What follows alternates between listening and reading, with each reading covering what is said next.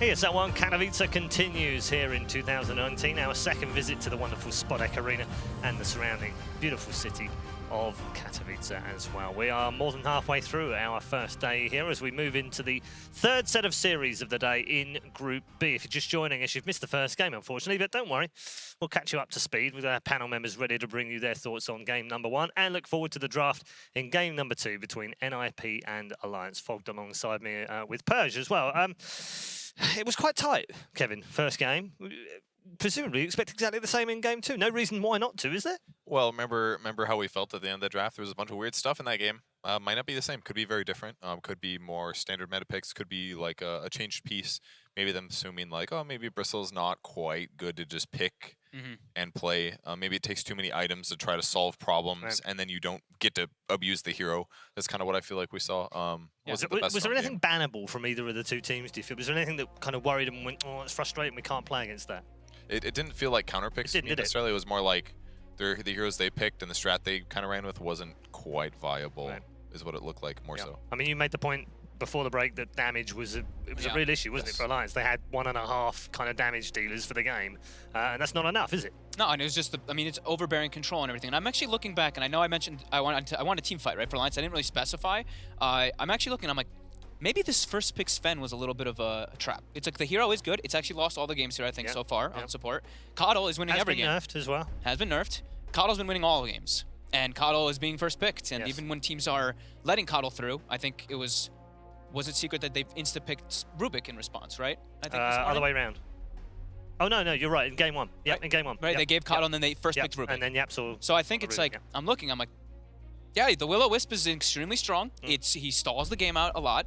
Blinding Light is extremely effective in team fights too, because your carries who don't have BKB are nullified so much. So yeah, I'm looking at this Coddle here and just he's rising up even more. Like Sven kind of has to be like an aura carry. He actually didn't buy Vlad's that game, surprisingly. He went Earn Drums. Treads Earn Drums. I'm very surprised that he didn't go for a Vlad's. I don't know if it would have mattered. It would have been pretty good against Death Prophet and Ursa. Yeah. That's 4 armor. Yeah, I don't know. Would have done something, wouldn't it? Would have been different. He should be like an aura hero. Did Alliance ditch? That was a bit of a crazy draft actually from them. We don't normally talk about Alliance in that sense. They're a little bit more meta orientated. They're a bit more comfort pick orientated.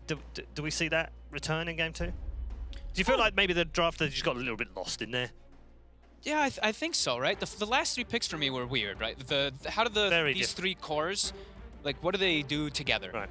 Like, who's gonna be the Bristle is the frontliner, but then the Necro and the Storm, I'm just like, If it was just one of those, is that not typical for teams though that play PPD teams, that they tend to look at it and go, "Oh damn it, he's thrown us a curveball. We have to react to that now." And he's good at doing that, isn't he, Peter? Yeah, getting teams to react to his own drafts. He definitely is. I'm still surprised, right? Because I looked at the games even from like from last week, and Alliance is just first picking Coddle like every game. And if they would take the Sven, they would take the Sven and the Luna. But this time they just didn't. They didn't take the Sven and the Luna. No. I just don't think they needed the Sven Warcry too much this fight. Like, I guess that was in some ways their physical protection, and it was kind of helpful against like Ursa and stuff. But they already had Brewmaster. I guess they picked Brewmaster in response. That was part of it, maybe. That is maybe that's part of the reason. The bans are in, and they're quite interesting. Ninjas and Pajamas have banned out the Brew, and they've also banned the Coal, and they're also, by the looks of it, on the Dire side. Oh, you're right. Potentially, if we normally that's what happens. I'm not saying for sure, but normally. I mean, I've loved. Apparently, I am correct. I've been told in my ear that NIP are Dire. Okay. Not Dire as in bad, but on Dire side. In dire straits, on the Dire side. And money for nothing. With their 1-0. It's looking good. Other bans are weird. Nothing's weird, right? Lifestealer and Bat were banned previously. Were banned what was the last one? Chen's missing? Yes. Lich Chen and CK with other bans. Okay. Yeah. So CK opener? Surely? Chen's in the pool. Does that matter? Why do you? What do you I mean, Chen's in there and the CK's in there. You just killed the Chen. What's the big deal? I think you take Chen. Yeah. Chen first. It's too good to let them CK second. Okay. I think Chen just brings an element to the game that is so crazy now. It's not even just you're buffing up and making your carry hero like super strong. It's that you can just teleport somebody to the lane early. You know, like you just bring somebody and outnumber all these times. And yeah, Central. It's crazy. And Sven CK. CK and Sven. Okay. Well, that's a good lane. It's a very good lane. The stun and right click and run fast and chase him. Like, these two guys are so similar in terms of playstyle, in terms of skill sets. Indeed. Mischance. Oh, we're getting to the secret strats on paper here. Someone is gonna. Can we get a close up of that? Gonna digest that on Reddit. Yeah, that's gonna be. I'm sure someone's blown that up to 4K or something. That should be against the rules. So they fire that cameraman. They insta-pick the troll in response. So for the Phantasm, and you know, the troll's is a pretty strong hero too. It's great versus Phantasm because your axes, you make a miss all the time, so you don't have to worry so much about that Chaos Strike. Yeah, right. Got plenty of money to rub in their hands as well. Yeah, it's the troll's nice. The mischance is so great, genuinely. It really is. And like in the rare, and when you do eventually, just like giving the illusions mischance, it gives you this opportunity where you're like, okay, I can deal with you now. You can mischance, you pop your ulti, or you focus on the right one. You just kill that guy. Yeah. And once the main one's dead, the illusions don't mean that much. Yep. It's so good. It is like the Sven and the CK. That's going to be some buff illusions running at you though, but they will be missing if the troll is in the front. We've got some slightly unusual, not terribly unusual, but slightly unusual second phase bans here. These are hero specific, I would say. Yeah, I was going to say they're person specific, aren't they as well? But the Nip Razor ban is slightly odd. It's just really good against troll. We saw a lot of games that we play where it's like you just sap like 100 of his damage. Yeah. You just don't care anymore. He could ulti, and it's like, okay, you're gonna root me and stuff, but yeah. And the Pugna makes sense for the same reason. yeah, it's defensive. Exactly. All right, are we gonna see an Omni Knight in Alliance? Yeah, this is. They one of have the things- lineup They for have it. the lineup for it. You're right. They Oh my do. God. And a Luna. They could do both, Luna and Omni. Let's go. Give me Make some some buff stats. make some real beefy boys with skill points only.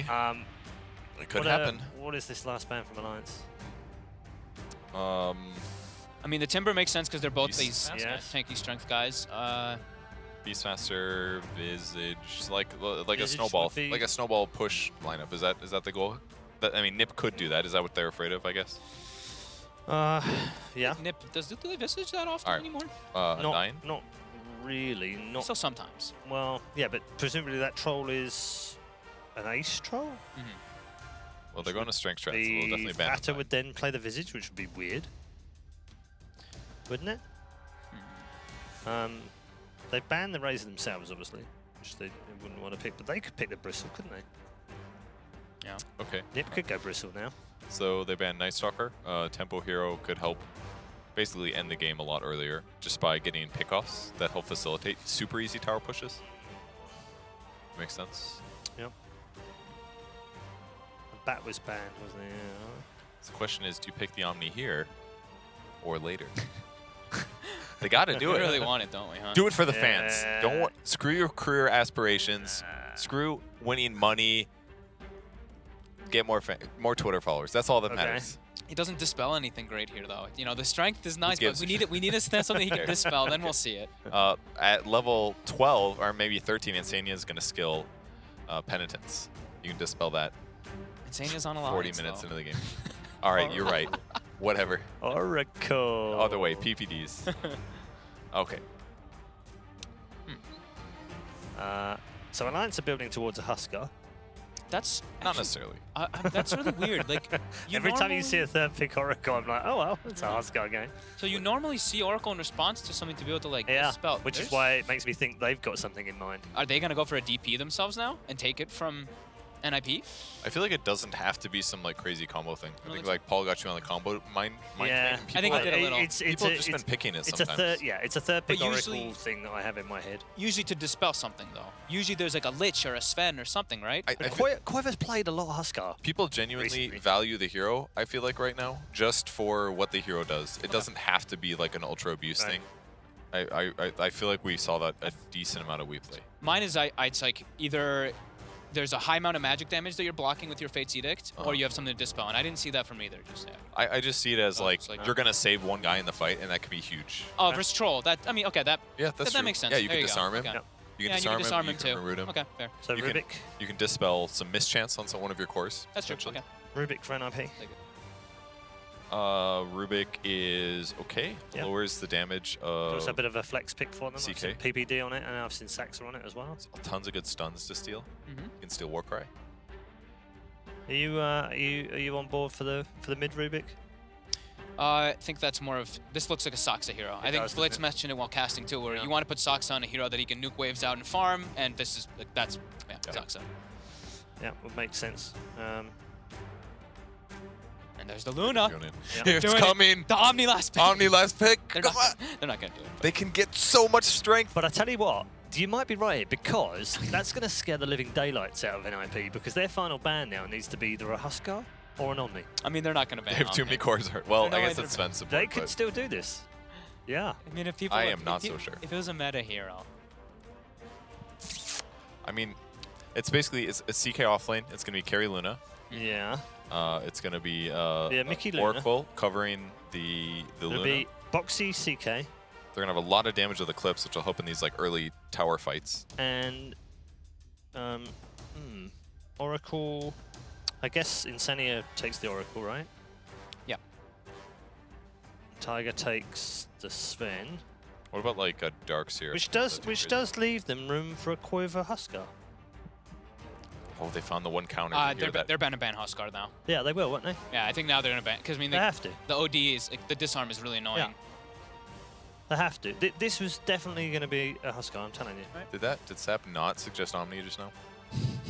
They're terrible. Why would it? They suggested the Huskar, but they're not up to date on the patch yet. Clearly, they didn't read the patch notes and have any games of data from it. Obviously. Yeah, obviously. I don't think we have any games of data for No, it either. it doesn't exist yet. It was a tiny buff too. Let's be Yeah, real. we've had what have we had so far? Like 8 games or something on the patch. None of which have Omni in it. Yeah, Yeah. that's why I'm excited for this to be the Yeah. first one. All right. So the OD here can clear out Phantasms really well. Yep. Not any really high intelligence heroes. The ult's gonna smash damage here. She's able to get it off unless But do you Fate Seeker wanna- comes out. But Do you want to pick the Omni into that Rubik? You're not wrong. not wrong with that. Yeah. Because I mean, they're not gonna pick Zon. We're Particularly me. nice, is it? Isn't that what that Rubik was designed to do in that pick as well? When they kind of telegraphed it, and they were like, "Yeah, you're not picking Omni." no, they just like the heroes. So they banned the Huskar here, surely NIP, I would imagine so. because then the Alliance don't pick the Omni or the Huskar. I can't believe we actually keep saying this on me.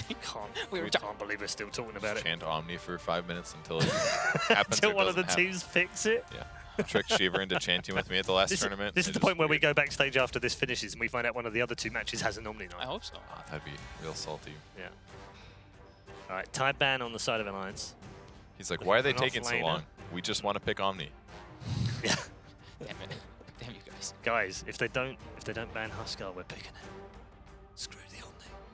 I'm trying to think what other hero it could be that they would be looking to ban because NFP's taking some time. Yeah. Yo, that hoodie looks so comfortable. It's like fresh grass on the inside. That's what it looks is like. comfortable. Oh, see? It's like a, I don't know, just clean. Like Peter's thinking like about this. purified He's omniscience. clean. thinking, if I ban the Huskar, what do they take? Yeah, well, it's like this is one where you have the time, right? You have it Yeah. moused over, and then you're asking Absolutely. your team. And just you to- get a pick that's as right. well. Yeah. So they do ban the Huskar, and they pick. I think Alliance is going to do the Death Prophet, Heavy breathing. I think there would be the DP now as well. Yeah. at least for Alliance, because it's got the silence for the OD. They've got good rally around it. It gives them team fight. They have counter push too, which they What actually is really need. They don't have any counter push right now. how does the Tinker fit into that? It's in a little farm heavy. Yeah. Feels I don't too like the farm hero heavy. right now. You don't? No. I feel like it's been the same for a while. It's just like you die. You die once and it kind of ends. Okay. They take themselves a Centaur. All right. Another hero that would benefit from an Omni Knight. Yeah. Whoa. That ain't CW, it. And a Lycan for Alliance. That I did not expect a Lycan. Okay. Well, they obviously knew that that Huskar was likely to get banned. I mean, They it's had a backup plan. Is it a good one though? another strength hero. So, I mean, Luna support? they're all going to benefit from Luna Aura. Oh, you think so? I don't know. I mean, it's still good even if it's core, but what are the matchups it would just have to be like they put like some weird carry hero mid basically. It would have to be CK mid or Sven, or not Sven, Lycan mid or something like that. Do any of those even lane well against OD? Maybe Lycan, because you just get so much regen that you don't care as much. You still just get Astral, and you're a melee hero, right? Don't you just not have You all got of your that? little wolfies to get some of those, maybe. They have magic resistance. I don't know. I'm Oh, not should Should sure. be a, That should be a Lycan bit of a caught me off strange guard. one. It's not quite as wild as Game 1's draft from Alliance. It's a little bit more down their pathway, isn't it? Yeah. They got run at you heroes on Yeah. Alliance's side, so that's what they're going to do. They're going to run at at the OD, especially with like an ulti. That's something OD doesn't want to deal with well. He's going to need magic immunity at some point because they have stuns, but he's also going to have to deal with all this physical damage that's running him down. So it's going to be a little wonky for them. So maybe they can abuse that timing with run at you heroes and aura and strength and beef. And lots of things, right? Just strength, beef, there's going to be phantasms, but yeah, I mean...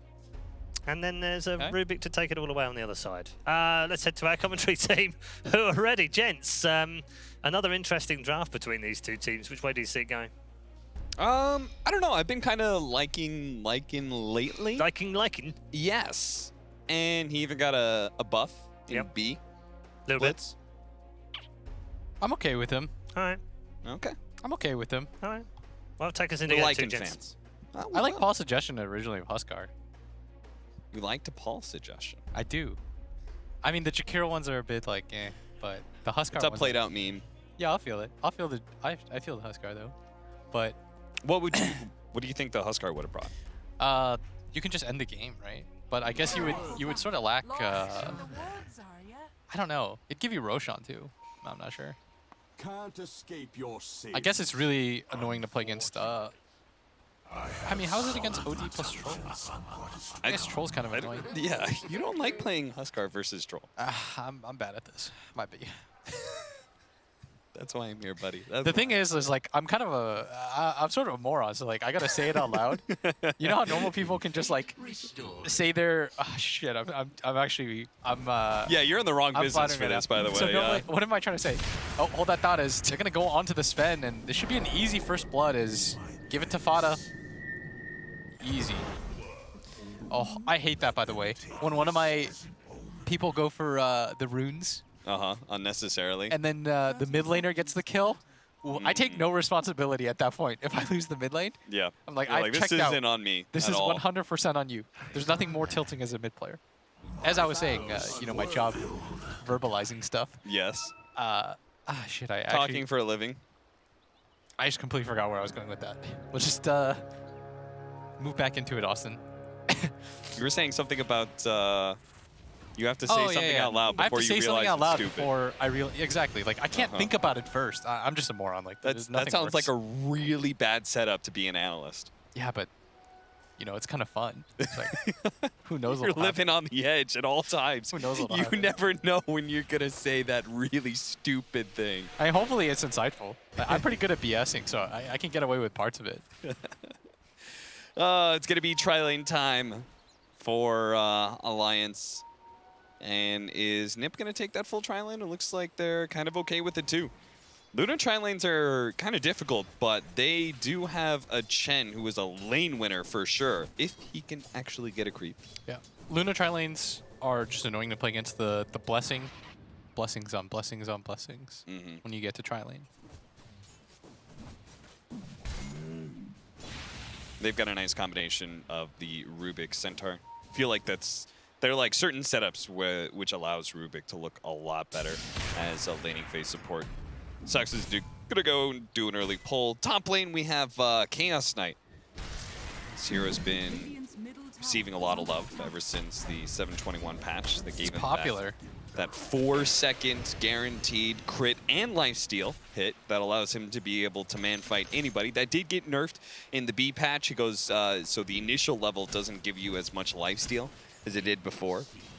I'll tell you though, you still can't really man fight him very easily. Oh, the first time I played against him, I was so confused. Does this fool got like a Mask of Madness or something? Like, what's going on? Because I just don't.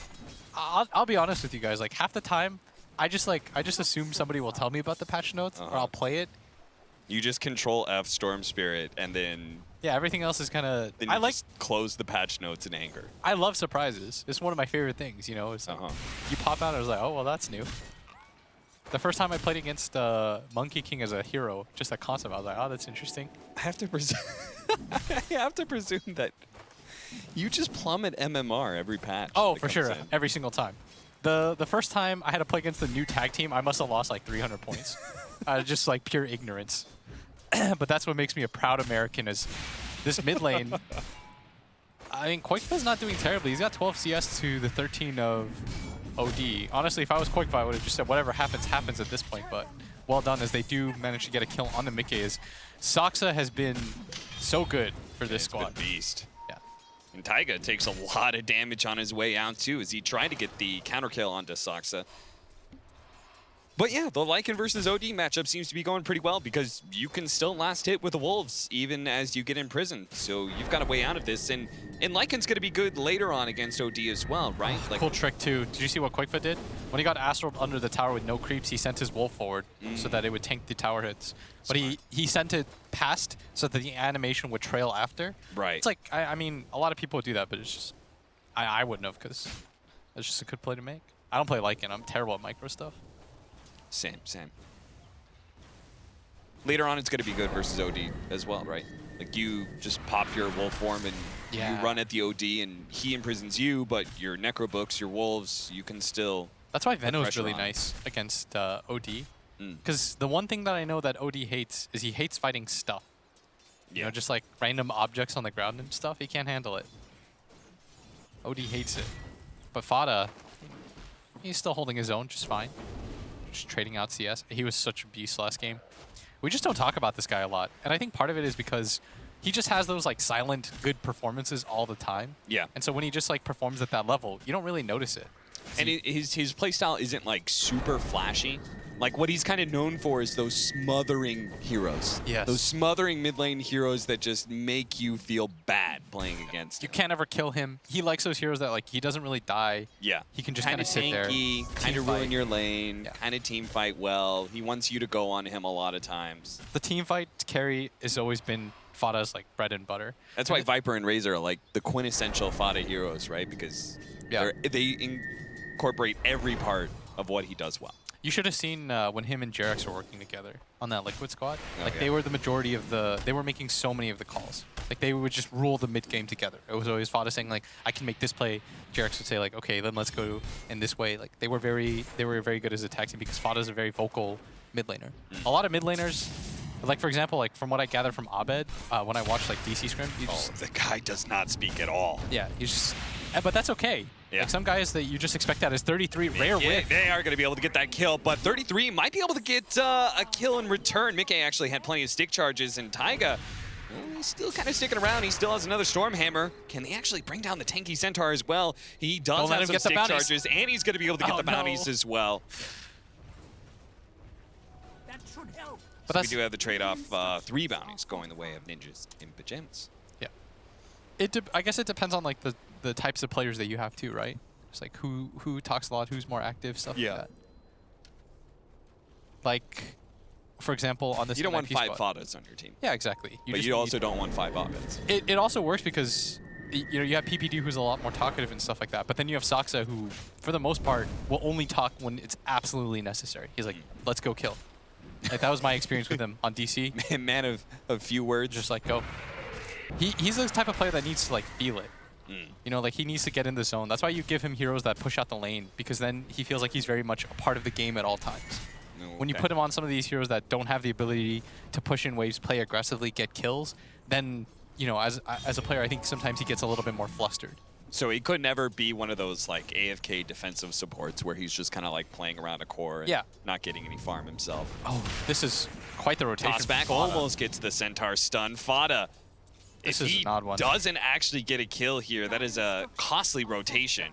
Because this is the catapult wave too in mid lane. Yeah, and the Lycan, he's already marching down mid. Fada immediately TPs back to mid lane. Oh, that was smart. He kept the illusions alive so that he could make this happen. Oh, but they're going to go straight for him.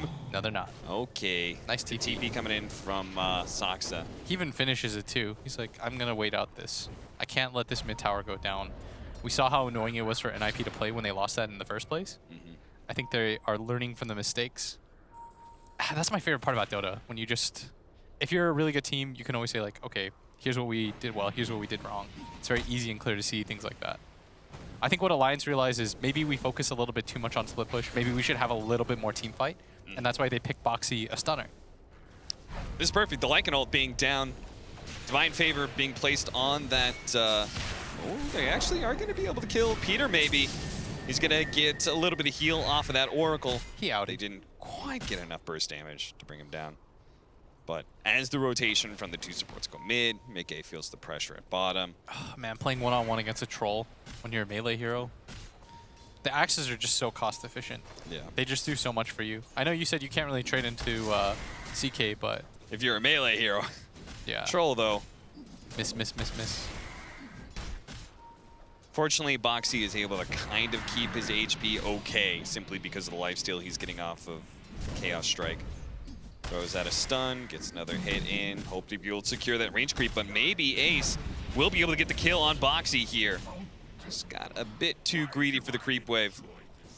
Peter still trying to make things work here with the Siege Wagon that he stole away from the mid lane. I will say, by the way, that CK, on a side note, has my favorite attack animation noise. It just sounds like a thud. Yeah. It sounds so just strong. Like my man just clubbed somebody to death. Vanguard for 33, he's pretty farmed. I don't know if this is easy to Try with the Oracle. Got 10 They're stick going to have charges. a lot of magic damage. Now with Luna popping his ultimate as well, Mickey positioned himself to try and give himself the best chance at getting those Eclipse beams onto the Centaur. That was very well done. He went all the way to the right side. Yeah, was far not away splitting from that the at creep all. wave as much as possible. Yeah. It was good timing too, because it was right before the Centaur was about to hit 6 as well. Yeah. If you hit 6 there on the Centaur, probably not dying.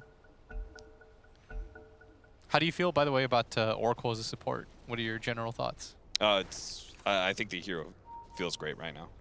Played a decent amount of it. It just, like there's so many matchups.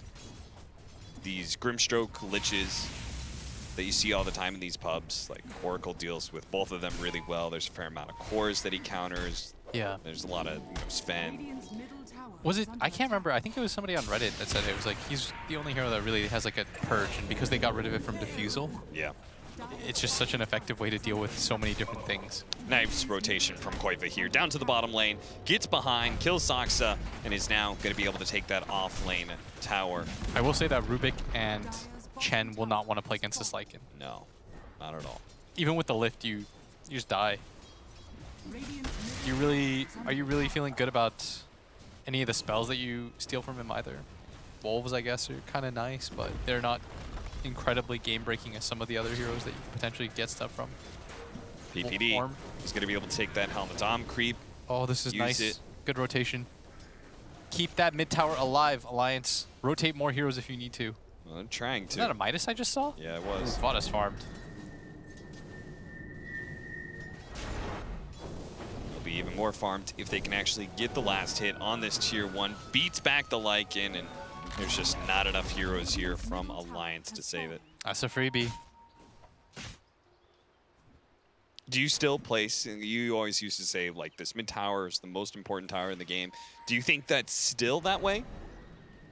Even more so than, like, the offlane tower, which seems more important than it was in the past with this whole offlane jungle change? I just think that the mid tower, like, I'm going to harp on it a lot this tournament, and in general, I harp on it a lot because, personally, like, I want to be the change, or I want to, you know, I want to spread the change. I want my pub players to really understand the importance that, like, this mid tower controls so much of the map. It makes it easier for everyone to play on your team. That's the one thing that you'll notice. If you're a low-level player and you're not taking mid tower, you're gonna notice that it makes it harder, like, across the board. If you're a offlaner that doesn't, like, come ever to help to take that mid tower, you're just making life harder for everyone involved, especially your supports. Because what it does is it makes it so that your supports can only play on one half of the map. They can't ward aggressively. You just kind of remove the point of them in the game. Yeah. And then all of a sudden you're just an AFK farmer. Like, that's what happens in a lot of these pub games where no one's taking towers, so then everyone just sort of AFKs. And, you know, as a support, that feels the worst is, oh, you're gonna die. Ensnared. Goodbye. Koifa And so now, look at immediately this. starts laying some damage, but Nip, they've already TP'd in. Bring everyone for this. It doesn't matter. Like, it doesn't matter what the rest of your game looks like. Look, even Mickey come for this game.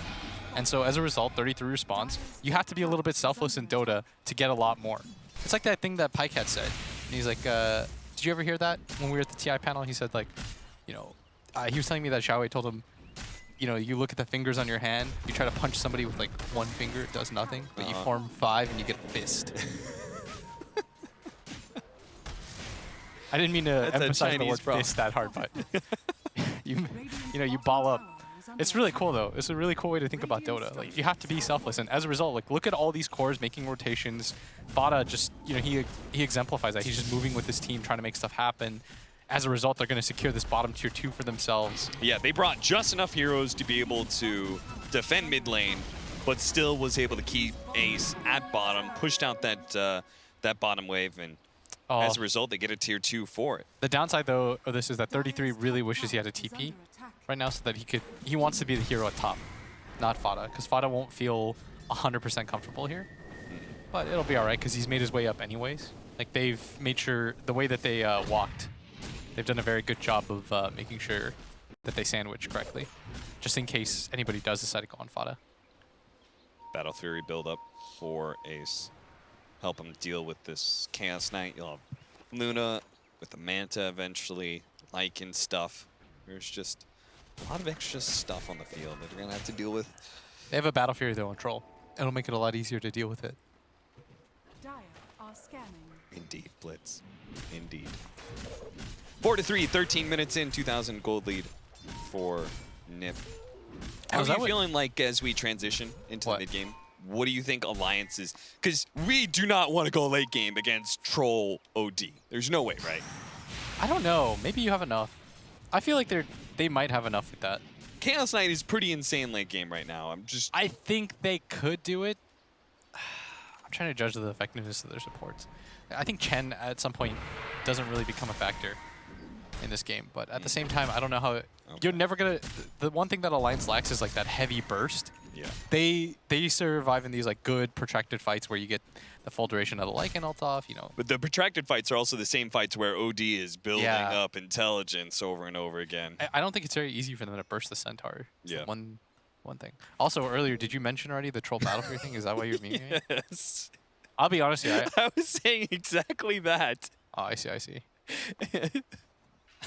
I said he's building a Battle Fury because you're going to have Chaos Knight illusions, Luna's going to get a Manta, Lycan stuff. If I'm 100% honest here, I paid attention to like maybe a third of the stuff you say. I know. That's not hate. It's just me being, God, I got problems. I think I was like clicked on a catapult trying to see its move speed or something. Apologies. Like legit, I'm not even gonna try to lie. It was like a really arbitrary thing. I was like, huh, it's got 325 move speed. That's 5 more than the Centaur. And then I was like, oh yeah, the Biffy Trolls almost got Battle Fury. Oh, good time for a pause. So we're gonna need a reset here on the desk as well. Stay calm and polite. You are better success motivating your teammates. You are quite judgmental when it comes to fashion. What do you think about Ace's hair? Because I'm a big fan of it. I think it looks pretty cool. What is it? The blonde streaks? Yeah, he's got the shaved sides and then the heavily I gotta see it again. Platinum blonde top. I gotta see it again. It's weird. It's weird that like I care about my appearance now. Whereas like before, you know, you were. Bulba was my previous fashion idol. It was like shorts and a shirt. That seems like a good build for anywhere to go. I see you wear the same "Purge is my husband" shirt. I wore that every single flight that we ever attended together. Dude, you were just always wearing that same shirt. I wore a shirt that said "Purge is my husbando" and sandals and shorts. And that was from TI2? Yeah, I wore that into a Nobu. We went to a really nice sushi restaurant. We just in Manila, you know, I was rocking. Do you still have that shirt? I think my mom threw it out. Good. I can't remember though. Maybe either her. You know, you guys. I appreciate your relationship. I'm not jealous or anything, but that shirt needed to go. I get weird looks when I wear it. That shirt was falling apart. Here we go. Boxy's done for. Yeah, he's. I don't really think Oracle's that. here. Can he actually save him though? Yeah. Oh no, he can't. I thought he was gonna pop the Fortune's End. Yeah, I thought he was gonna ulti and then he was gonna go for the TP because Centaur had used his thing, right? And so had OD. I thought that's what was gonna happen. It's good play though by Fada. He removed any possibility of that happening. By the way. And meanwhile, Koifa once again tries to take that mid-tier 1 tower. Nip say it's not happening. Not here. Not today, anyway. Did I hear Lycan ult? Oh, yeah. Yeah, that was the Soxa one. It's adorable. Little dog. Yeah, he's just looking at him. Stealing spells. He shoots fire from his mouth when he attacks. Oof. Oof. Like he flings it, but it looks like it's coming out of. Oh, that's really cool. Are they going high ground? This is. Oh, that'd be crazy. That's bold. There's not even a Roshan. Everyone from Alliance is pinging. Oh, they bring back for a 1 second stun. 1 stun, 2 stun. Centaur still has his ultimate, and apparently 33 is still kind of okay with fighting. He still has a Crimson Guard, so he's not going to be fearing that physical damage too much. That was interesting. So, I mean, Alliance did not overreact to that.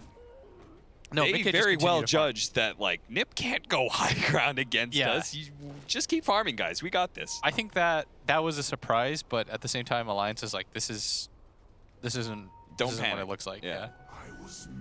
Do you think that's like Nip were just trying to force heroes back from Alliance? Yes, but still, there's no way you're doing that without taking Roshan. Yeah. Dota has been more or less like, there's just so many obvious moves to make nowadays that everyone knows about. Shiva's as like the first real big item for Fada. What do you think of that? I think I like. Boxy is going to be in trouble here. Stampede run over. He's going to be able to get off his ultimate here, and Boxy is going to be saved this time by the Oracle. Every side, he's going to pop his wand if he needs to. There you go, full HP. Guaranteed, put my name on it. Wow, that was quite the call, William. You really know your Dota. I was really hoping that I wouldn't look like an idiot there. That was genuinely like a 50-50. I've never played Oracle. I know you've never played Oracle in your life, so. I played him once as a core. You remember when everyone was playing him as a core? Oh, yeah. I played him one time. And I played Earth Spirit twice now, thank you very much. Boy, I know everything that hero does, though. I've played against it so often in Europe. Everyone thinks they're going to be like the next Jerax. Heavy push coming in top lane. Nip. If they Just grab keep this the pressure tier 2, going. So the important thing about Dire side is it's really important to grab this tier 2 so that you can get these deep shrine wards in and not get them dewarded so you can set up for the Roshan. It's not as easy. For example, if you're on Radiant and you take out the tier 1 tower and the tier 1 tower mid, like the 2 tier 1 towers, the top one and the mid one, then you can go for the Roshan. But if you're on Dire, I think it's pretty important for you to take this tier 2. It removes all ability for Alliance to take the fight without just straight up going for a smoke.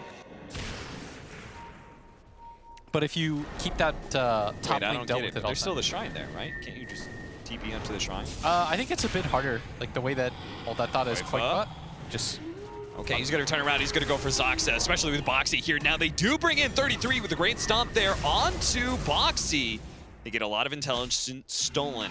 Maybe that's why Alliance are not feeling great about pursuing. You know the one thing I noticed about Taiga is he wantonly pops his ult. Like half the time, whatever. He's just so unafraid to use it. It's just funny to me because, you know, you're not afraid of him. He's got 2 bracers. Like, yeah. Pop's at God strength. It's not like Popeye, you know? And it's a longer cooldown than there was. They added 20 seconds to it. I think it went from 80 to 100. Yeah. It's funny. But he's just like, yeah, whatever. Ah. When else am I going to use this? It's no better opportunity, I guess, than to scare them. But I think NIP probably want to go for the next rush. Blink Dagger. What makes it a little bit difficult for them, though, is the Wolves. Just like the scouting opportunities. Yeah, the Wolves make it... You can't ever sneak a Roshan. Yes. Against you shouldn't be able to. If plays this somewhat... If people aren't showing on the map for longer than like 30 seconds, and if he hasn't placed a Wolf in there, then that is on him. Oh, Zoxa. Stealing the Reality Rift kind of messed with 33's initiation, just a tad. They do manage to force out Fortune's End. Now, how do you set up a smoke? Just in general, like theory-wise, what do you do for Nip? Oh, for Nip, you deal with the 2 side lanes. You have mid and like a 50-50, and then you just immediately smoke. You don't have to bring all 5 people. That's like in the late game, you want to try to bring all 5 people as often as you can, but like for these early game engagements, it's not as important. But, so they're gonna have 4 people here. Boxy kill on the mid. He's gonna be able to get a lot of damage on Fada, but not enough to threaten him. And now with the Stampede, they're gonna be able to run down him as well. 2 cores, nice Reality Rift, but still caught in the stomp. Oh, Taiga coming in. He actually gets a decent stun, but I thought for a second there he was just gonna be more food. You notice the side lanes, by the way, both dealt with on the side of NIP. Yep. That's why you give NIP multiple ways to deal with the waves. Like you have the Chen creeps, you have the OD, the Troll with Battle Fury, the Rubik. Like they all clear creeps incredibly fast, and they can do it somewhat dangerously too. Because I think they look at the side of Alliance and they don't judge. Now Alliance has the issue that NIP had. Like there's no dangerous initiation. Like no one's dying on their team on NIP. So now you get a free Roshan out of this. I think this game is much, much harder for Alliance to win than the last one was. Like, last game I thought it was like maybe 60-40 Yeah. for NIP, maybe a bit more. But I think in this game it's probably closer to like 80-20. As that was a little dangerous. So what went wrong? Do you think the draft was worse for Alliance in this game too? Do you think like the laning phase just didn't shake out? I hear Taiga ult. Okay, he's got double damage and God Strength. He's doing a lot of damage today, so they just take away that Aegis right away. Fool. Koifa is going to go to the back line, see if he can catch PPD. Meanwhile, they're going to use that Luna ultimate. They protect him against some of that magic damage here, preventing him from attacking as well. A two-sided sword, but it does mean they'll bring down the troll eventually. PPD will fall as well. That disarm. That was so weird when I saw Luna pops his ultimate, and then Insani is like, no, stop the magic damage. It kind of, it's sort of everything. I mean, it works. Yeah. I think he stopped the troll from being able to attack. Oh, that was not good by...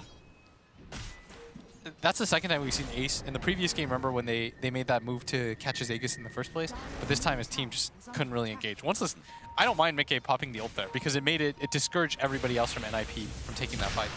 So now they're going to jump in. Taiga trying to burst down OD as quick as possible. He almost got him, but he managed to get the imprisonment to save himself. doesn't And have come a force, back up, though. They can though. He commit. doesn't have a quick way out of this one. Drops the ultimate immediately. That Crimson Guard has actually saved him so much damage. Fada, he's still not dead yet. Finally, Boxy is able to finish him off. Now the question is, will Boxy survive thanks to the Fortune's End? That Stormhammer is going to be able to catch the Luna. Are they going to leave Luna behind? They might just have to, as 33 is going to be able to hit the stomp. So they both lose one of their carries.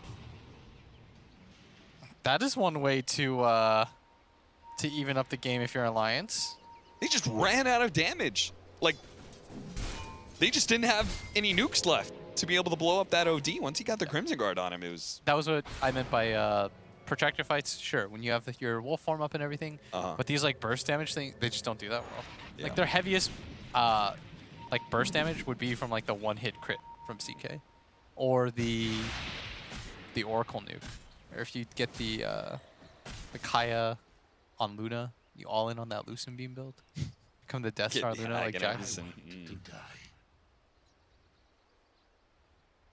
Found unworthy. You saw the GG bet heavily favoring Nip before that fight, and then Alliance were able to turn things around a little bit. I'm not sure what that net worth was looking like. Went down to like 6K. It was real bounced up one-sided for a bit. sec. Yeah. That's a I disappointing mean, it's still way to- pretty one-sided, right? 6,000 net worth lead, again, with this kind of lineup. Yeah. It's just, like, NIP, for me, anyways, I think they're on, like, the cusp. Like, they make very good moves.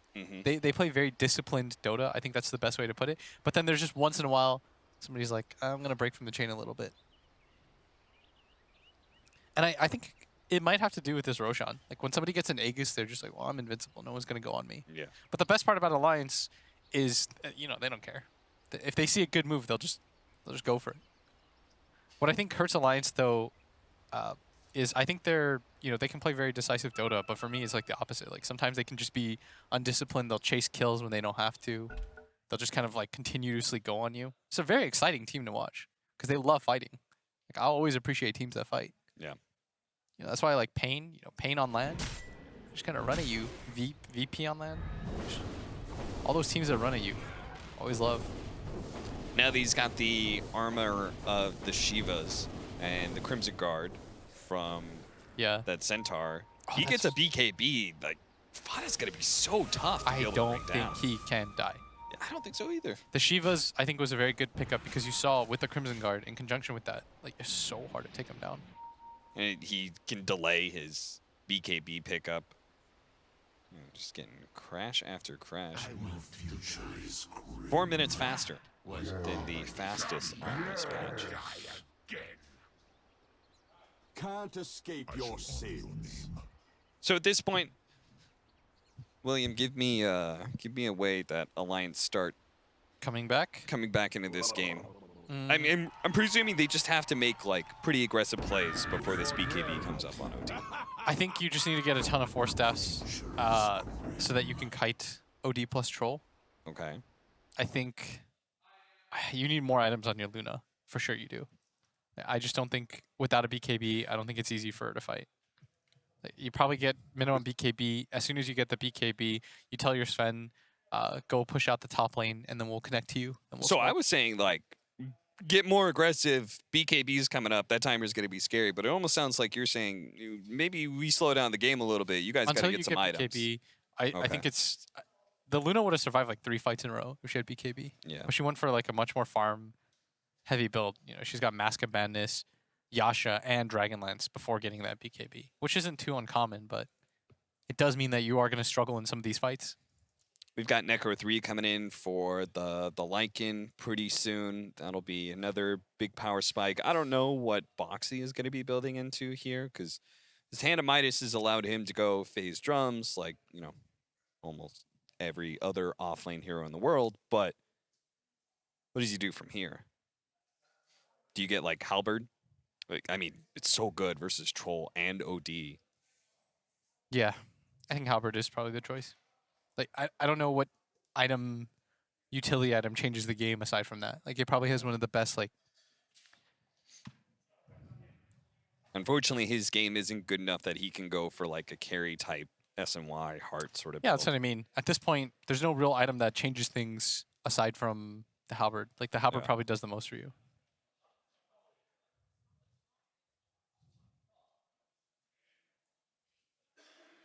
You never gave me your fashion update. We saw Ace on the screen again. Oh, yeah. I mean, I've seen it before. I follow him on Insta, so... What am I rating it at, like 1 out of 10? Yes.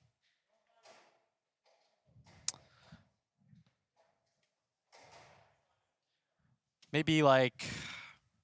What's the best haircut in Dota? Like, what's your favorite? Who do you think is the best hair in Dota? I'm trying to think. Like Jarek's is that big old pompadour. Mm-hmm. I'm partial Jarek's to Mad's pretty hair. good hair.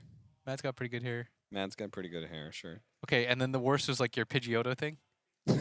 Those are 1 to 10 scale. So on a scale I'm of, the worst. yeah, on a What scale. about Bulba's missing poster hair? What? What? Bulba's what? Missing poster. Where is Bulba's hair? Ah. I would say it's like a solid, and don't hate me for this. I know people will criticize my choice if I rated too high or too low, Okay. more than they will my actual Dota analysis. Uh-huh. So I will give it like a solid, I'll give it like a 7.2. Wow, you were just 7.2. So 5 is average. I hate, by the way, when somebody's so like, it's above average, yeah. okay. Somebody's like, when they use 5 as bad, Yes. that used to be one of Ben Wu's biggest pet peeves. It's like, no, 5 is average. So 7.2. That's above average for Dota players or above average for people? For peeps. For peeps. Okay. Okay. Like, I'm not as bold. I can't pull that off. Like, I don't think I could go blonde. I would love to see you try though. Yeah. I mean, I keep betting. I mean, you got to take baby steps. You just Yeah. graduated from the Bowl Cup that you had for like 5 True. years. This is really easy to get haircuts, though. It's like, what do you want to look like? I just like Google like Asian haircut. First result. Can you make me look more Asian? I want to say though, as we're gonna resume the game, yeah, you just get a BKB on Mickey. Try to go for like some aggressive smokes. Get yourself back into this game. I know it sounds like I'm not giving them like a lot of ways, but I really feel like they just can't fight before this BKB, and I felt like they were taking too many fights before it anyways. Yeah. Like, that's when Luna's power spike is really good. Because the problem with the hero is like you put out a good amount of damage, but you're just not very tanky. Immediately nip. They smoke up, start heading Mickey's way. This is a cool move. I really like this move. They're trying to slow down the timing of that anyways. They're going to leave their troll in mid lane. He's going to show on the creep wave. And the rest of his team is going to use that smoke and start wrapping toward him anyway. So even if Alliance were to try and pick Ace off, which they are not, they're not looking to fight right now. Oh, caught him at the last second. Zaxa sniffs him out inside of that jungle. Them's the breaks. And now, time to let Ace Didn't do you his still work hang on the yeah, absolutely. Just let You him saw go. how hard Fada was to kill. I think you just probably go for it. So They may feel like they don't do damage fast enough look at the side lanes. because the side lanes are being pushed in pretty heavily. And Luna will take a tier 2 fast. Yeah. And if he does get that kind of tower bounty, that would be his BKB finished up. So He's getting real close to it, though. Let him summon the tiny trolls. you mean the skeletons? What? What? Are they not tinier trolls? No, they're skeletons. Wait, for real? What? How did you not know this? Wait, let me find a big camp real fast. Did you think they were just white and really skinny? I genuinely... Are my textures bad or something? You're blowing my mind. I don't... I thought they were just tinier Did you not skeletons. know they were- Ah, damn. Well, you know, this is the You just magic thought of they were learning. tiny trolls. The magic of learning Dota 2. You know, you just learn something new every day. Yep. Really makes you feel inspired. I'm gonna- I hope there's like one other person who learned that just now too. I just... Dire are scanning. I thought he 8 was to like 8. summoning his progeny. I don't know. Elite are scanning. It makes sense, right? The centaur has- Summoning the next generation before he dies. the centaur's got 2 centaurs. I mean, maybe Everybody's they're got troll like skeletons. yeah, but like everybody's got tiny clones of themselves. Why not? he does, but that he has 2 trolls next to him. All right. Right now, I'm actually looking for the camp. I don't see any. No, it's just teasing me. There's none. BKB complete for the OD. It's really not that important. And Alliance are gonna make that focus for a late game. Sven picking up the Hannah Midas, so they're like, all right, we're just gonna try and Really. come back for BKB's 1st Let's- time this event. Let's Midas it up, Yeah, boys. that's first time a lot of things. Everybody build a Midas. Does Insania have one queued up? Nobody else has one Okay. on Alliance. And I can't say I don't blame him too much for it because, Really, what else is he building here? yeah, and you're not winning this game for another 20 minutes. I think this is one of those games, you know, Eternal Envy, Jackie Mao would have made the call. We have to push for 60 minutes. All right, here we go. Jump in, fought it with a BKB. It is so hard to fight, though, and Taiga tried to go for the backline. They forced a lot of BKBs, and if they could just get out with only losing a Sven, I think that's actually great for Alliance. It's not, though, because he had his BKB undelivered, unused. On Mickey? Yeah. Mm. Grant, no. The Midas. Oh Taiga. no. Grant would be really furious if he saw that. How dare you take that team fight? I remember me and Grant, whenever we cast, we count down timer together. 1, 2. The main reason I do that is to make sure that Grant can count. just It's pretty just hard. double checking. It's just like, Can you go up to 20? this dude hasn't used his Midas for 10 seconds. Approaching 10,000 net worth lead for Ninjas in Pajamas. They have a tight hold over the map. And it seems like we're just waiting on Ro1. But that's giving Alliance time. They've got their BKB now on the Luna. Are we... What are we at for Lycan territory? He still does not have that Necro 3? Oh, goodness. Koifa. He got nabbed a lot, and he's been succeeding a lot of the map to his Luna. I think he just doesn't feel comfortable farming anywhere. Yeah. Especially the 2 times he got picked off, that one time by Saksa. He probably just feels there's nowhere for him really to go. And it's not like they're taking towers anymore. So his whole thing about being a Lycan is the purpose of the hero is kind of being diminished now too. And it's actually the SNY that Boxy decides to go for. Oh, he is going to go for the... I really thought that Damage Halberd build. was the correct choice too. I would have agreed with you 100% there. Maybe that's why Boxy knows. 8 minutes, 23 seconds slower than this That patch is- average. That is It is very slow. rough. He only has 139 CS at 28 minutes. But they're just putting all their hopes, all their eggs in the Mickey basket, Yeah. it seems like. That's why I don't think you should go for... I can understand going for the Hurricane Pike, but I think you allow like Insania to get your... Or your Sven to go for your 4 staffs. And Why is the Hurricane Pike so important? Because you do need 4 staffs. It's really nice against Troll and OD, being able to create that distance and space, because NIP don't have a lot of follow-up stuns. So being able to get away from the Centaur one is pretty massive. And to run into an easy Oracle kill. Yeah. Plus you have an Orc on your team, so if you can get him out for like half a second with the Force, Yeah. then Fortune's End, but I feel like he needs more damage, like a butterfly or something. I don't know. He's in a really rough position because no one on his team is really in a position to get a 4 staffs themselves. Oh, they found Mickey. He was doing so good, being able to find farm all over the map and not get picked off. But this time, Nip do finally seal his fate, and they're going to go straight for the tier 3. 33 leads the way. He'd already popped those retaliate stacks. Him and Troll will make short work of this one, and there is no buyback for the Luna. So Boxy, as well as his Sven, they're going to have to try and get the defense by themselves. A nice 2-man stun from that Stormhammer, but unfortunately Boxy being controlled up by 33. They managed to get the Oracle save. Soxa in the back line. They're still trying to go for him. Koifa is going to try and run down Soxa. He runs to help the rest of his team, managing to heal off from the Chen, but Boxy eventually gets blown up. Even Soxa's with the asking for Oracle the save. Astral. Soxa, he's like, please, somebody, kill the wolves, kill the Necropuss, Astral him. imprison me, anything, but it's not quite there. Koifa, no longer in the wolf form, is going to be run down pretty quickly by Ninja Pajamas, and it just looks like they have buybacks, yes, but they still don't have their Luna for 13 seconds, and that is 13 too many seconds, it looks like, as Nip might just be able to take a second lane of Rax. Actually, nice stomp in from 33, gets the back line, blows up the Oracle, and Taiga, he's low too. This could be some diebacks coming in, as 33 is going to be able to cleave him down, but now here comes Mickey out with the big ultimate, doesn't actually hit 33 once. 33 is going to be able to stay alive here, and Ace down to about half health, but still super tanky. Will be able to get back Ninjas in Pajamas, even thinking about still going for these Raxes, because after all, they're only faced up against 2 cores. They know Alliance have already blown through their buybacks. That's going to be 1 mid lane Rax and maybe just the game here. If they can actually kill the Luna.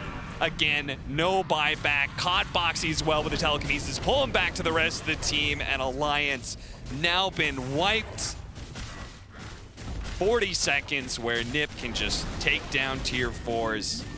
I can't imagine Alliance are doing anything other than having a powwow talking about how this game went wrong, because there's certainly no hope left in it. Yeah, I felt like this game was a lot harder for them to win, like I said, but I felt like game 1 was probably took a lot out of them. Yeah. That was a game that was definitely winnable. This game, there was just no part of the game where I felt like they were going to be significantly stronger. And they did such a good job on the side of NIP, like playing objective Dota, going for that Roche. They took over the map so quickly. They just, it felt like it just like happened. Like, click your fingers, bottom tier 2's gone. They've 5-man taken the tier 2 at top. Like, when they made that rotation down to take that tier 2 at bottom, where they were able to just like form as 4 into the jungle, I felt like the game at that point was really hard for Alliance to play. Like, NIP did a very good job of playing around their timings. Ninjas in Pajamas. I mean, you said they're on the cusp. Yeah.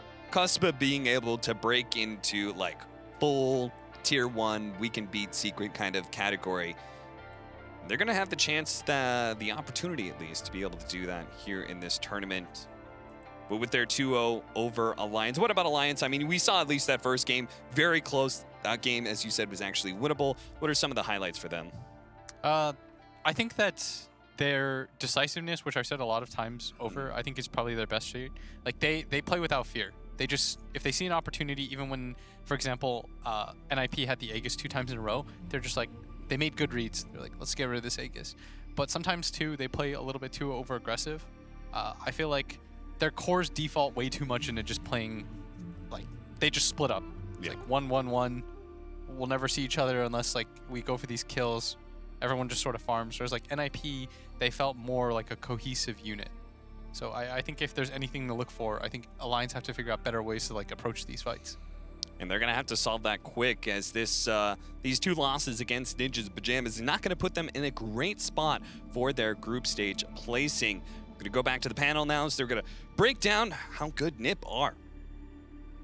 Yes, we are indeed. We'll also talk about the downside as far as Alliance are concerned as well. It's a terrible start for them. 0-2 in the groups, and the bad news for them gets worse as well, because the other 2 matches in this group also ended 2-0. So a fantastic start for Ninjas in Pajamas. And we've said, gents, you know, this is the inconsistent group. So every time you pick up 2-0 in this, it's massive, isn't it? Yeah, and especially in that type of fashion in this game. That was just clean by NIP. It was like 8-8 almost at the end of the game, pretty much. And they just felt they had like a 10k gold lead. They suffocated Alliance perfectly. This is one of those games where you're going to be kicking yourself at the end of the group stage and be like, I really should have gotten a win here. At least one. Maybe not get a 2-0, but get at least one. Yep, and I think that this group could end up being very tight. That's the problem. And if you're going to drop both games, it leaves you a lot of work to do. I mean, they play Fnatic in their next game, and they've won 2-0 against Aster in their opening game.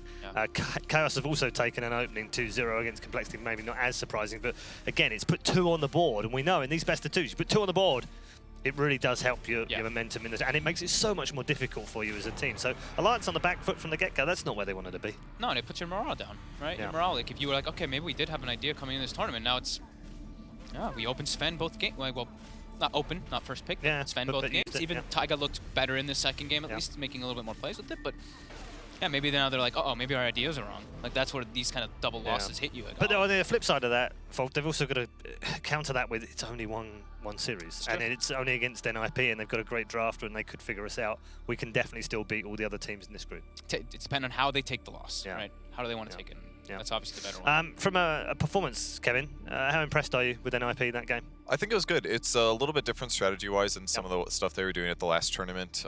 I think their draft was very cohesive. Their items were super cohesive. Fado played a hero that's not really typical for what he's been running lately. He went for Treads, straight into a Midas, into a Shiva's Guard on OD. That was perfect because it basically just undercuts everything that Alliance wanted to do. They grabbed all these strength heroes that get tanky and right-click heroes, and all of a sudden, he buys an item that lowers their attack speed by like 45.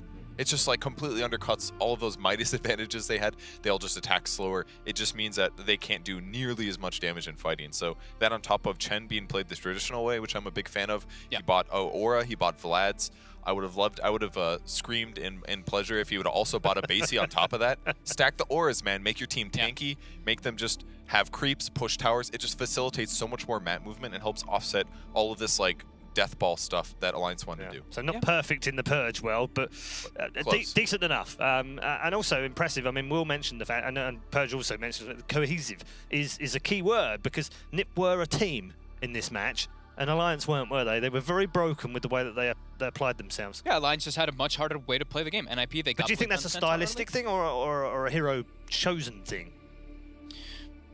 Kind of both, to be honest. I think like in the game I look for Alliance and they don't have a way to start fights. I look, and IP has great ways to start fights. So it's just like, that makes a game a little bit easier to play sometimes when you just have a way to actually just go in. Like this one, it was the Sven gets Blink Dagger and then they get like a successful fight, and then after that nothing else happens. It was tough for Alliance. Yeah, it was a tough game for them to win, obviously, in this game.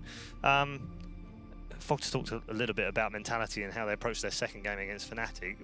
What does Loda tell them? What feels like it to me is they feel like they got all of the heroes they wanted. They're like, oh, we can get Sven and we can get CK. Now we can do this death ball thing.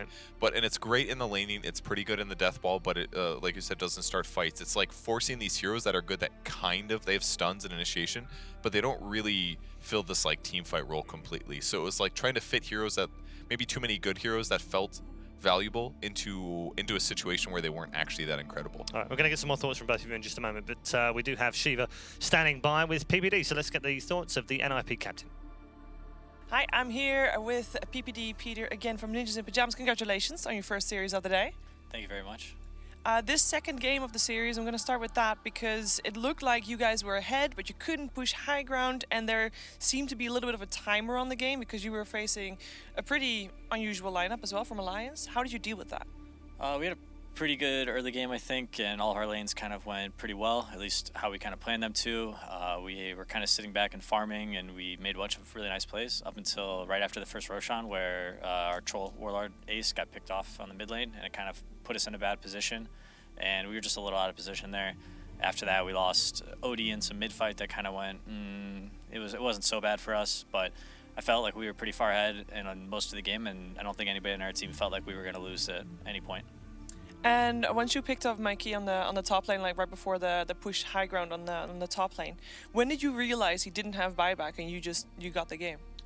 We actually didn't even like discuss whether or not he had buyback. We just saw that he was out of position, and we saw him port to the top shrine, so we just ran all of our heroes at him as fast as we could after we killed the Lycan mid. and we were just ready to fight and hit buildings until they stopped us, and unfortunately they weren't strong enough to do it, or fortunately, I guess. Fortunately for you, for sure. That was the first series. How do you feel about your team? How do you feel about your performance for this first series of the day? The second game was a little bit more like the performance I want to see from our team, and I think that going into this next series versus Complexity, I think we're just as confident in another 2-0. All right, well, thank you very much for taking the time to talk to me, and of course, good luck. Thank you very much. Thank you. Back to you. Thanks very much, Shiva. Thank you to PPD as well. He's very bold, very confident, and he does that, doesn't he? He's like, he never minces his words. If he thinks his team aren't playing well, he'll say they're not playing well, or he'll think he'll say they're not that confident heading into the next game. He's very bold. He says, yeah, we're playing Complexity next, another 2-0. And you wouldn't put it past him, would you, on that kind of form? Yeah, and it was appropriate, right? He even said, first game wasn't our best. Yeah. Second game, more like it. But still, he didn't say second game was perfect. Yeah. You know, still mistakes, things to improve Still on. things to improve, that's When right. you have control over all the games like that and you understand like all the little aspects, it becomes so much easier to problem solve when you can just point at little things like, oh, we made this small mistake here, made this small mistake here.